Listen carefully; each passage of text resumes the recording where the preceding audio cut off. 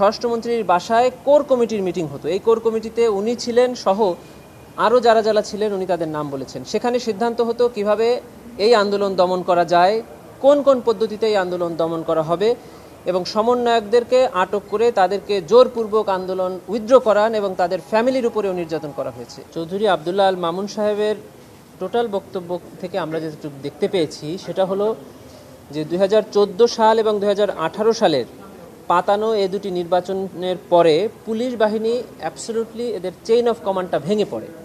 উনি র্যাব প্রধান, উনি সিআইডি প্রধান, উনি ঢাকা রেঞ্জের ডিআইজি এবং আইজিপি থাকা সত্ত্বেও উনি কেন ওনার সাবঅর্ডিনেটদেরকে কন্ট্রোল করতে পারতেন না, উনি সেই বর্ণনাটাই মূলত দিয়েছেন।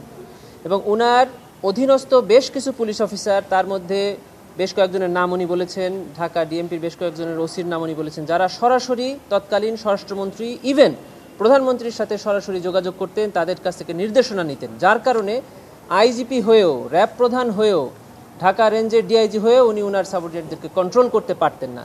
এই যে পুলিশের সাথে সরকারের সরাসরি যোগাযোগ হওয়ার কারণে পুলিশের চেইন অফ কমান্ড ভেঙে পড়ে এবং রাষ্ট্রীয় এই মদদে এই সকল অন্যায় অপকর্মগুলো হয়েছিল, এটাই উনি মূলত বলতে চেয়েছেন।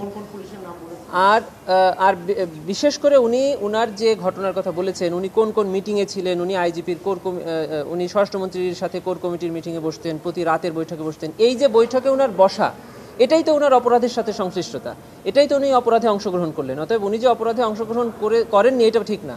ওনার এই স্টেটমেন্ট থেকে পুরোপুরি বোঝা যাচ্ছে যে উনি এই অপরাধেরই একটু অংশ ছিলেন। জুলাই আগস্ট গণ অভ্যুত্থানের ঘটনা উনি কেবল বর্ণনা শুরু করেছেন। প্রথমের অর্ধে উনি যেটা বলেছেন সেটা হলো যে 19 তারিখে আর্মি ডিপ্লয়েড হয়, তারপরে স্বরাষ্ট্রমন্ত্রীর বাসায় কোর কমিটির মিটিং হতো। এই কোর কমিটিতে উনি ছিলেন সহ আরও যারা যারা ছিলেন উনি তাদের নাম বলেছেন। সেখানে সিদ্ধান্ত হতো কিভাবে এই আন্দোলন দমন করা যায়, কোন কোন পদ্ধতিতে এই আন্দোলন দমন করা হবে, এবং সমন্বয়কদেরকে আটক করে তাদেরকে জোরপূর্বক আন্দোলন উইথড্র করান এবং তাদের ফ্যামিলির উপরেও নির্যাতন করা হয়েছে। এই সকল বর্ণনা উনি এখন পর্যন্ত দিয়েছেন।